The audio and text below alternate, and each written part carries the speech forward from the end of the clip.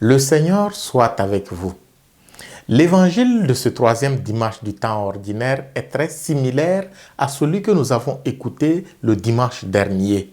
Jésus continue d'appeler à sa suite ses apôtres.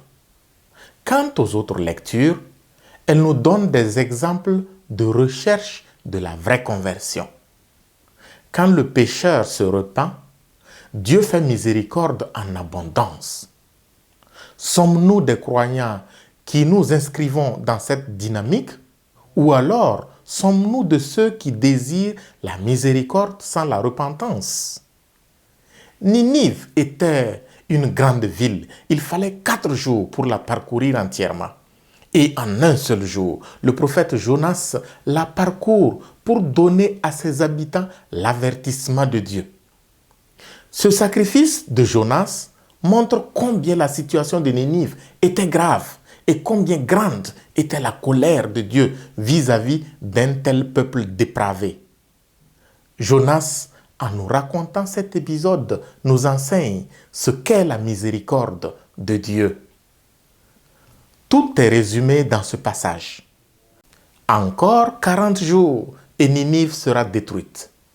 Aussitôt, les gens de Ninive crurent en Dieu. Ils annoncèrent un jeûne et tous, du plus grand au plus petit, se vêtirent de toile à sac.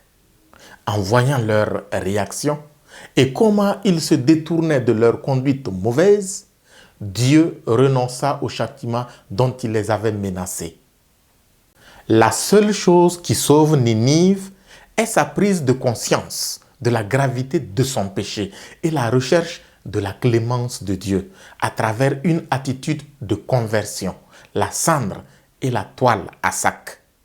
Beaucoup de chrétiens des temps nouveaux, vivant dans le péché, sont devenus des monstres humains. Ils veulent la clémence de Dieu sans le moindre effort de conversion. Ils sont nombreux. Ceux qui ont le mot miséricorde dans la gorge à longueur de journée et qui sont terriblement réfractaires à la moindre notion du repentir. Certains pasteurs sont devenus des répétiteurs d'une expression sacrée. Jésus n'est pas venu pour les justes, mais pour les pécheurs.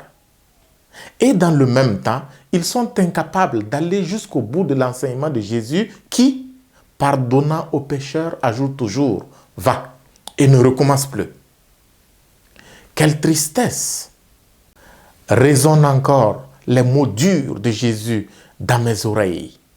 Malheureuse es-tu, Chorazine, malheureuse es-tu, Bethsaïde, car si les miracles qui ont eu lieu chez vous avaient eu lieu à Tyr et à Sidon, il y a longtemps que leurs habitants auraient fait pénitence avec le sac et la cendre. Pourquoi avons-nous tant peur de proposer la pénitence, la cendre et la toile à sac aux hommes qui se conduisent mal?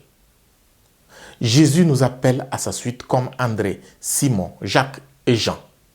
Suivrons-nous sa voie en entier ou trierons-nous ce qui nous plaît?